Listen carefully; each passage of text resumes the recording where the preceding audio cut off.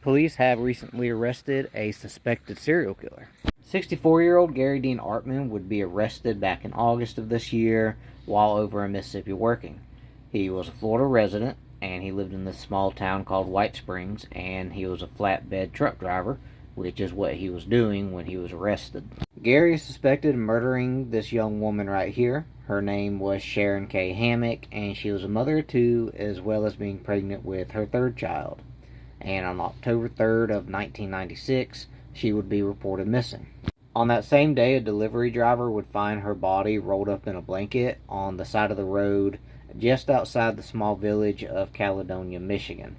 Police would show up to the very disturbing scene. They would see that the young mother's body was completely nude except for the bra that she still had, as well as a necklace, and that she had been raped, stabbed, and hogtied and just left on the side of the road to die. None of her other belongings were ever found, and her case would go cold for the next almost 26 years. Law enforcement would ultimately get on Artman's trail when in 2006 DNA would be tested from a murder that was very similar to Sharon's.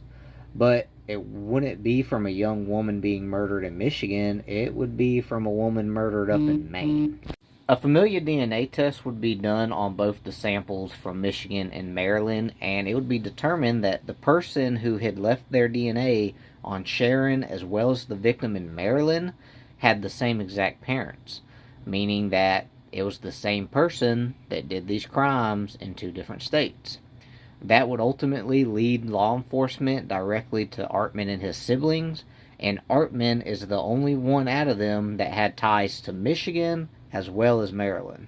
Now, you're probably like, technically that doesn't make him a serial killer because by definition, a serial killer is someone who kills 3 or more people.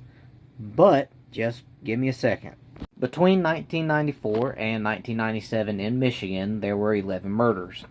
12 actually counting Sharon's unborn child that would die with her that day on October 3rd. And all those murders were nearly identical. They were all women who, barring one, were sex workers as well as addicts. And the way that they died were very similar, if not almost identical, to Sharon's.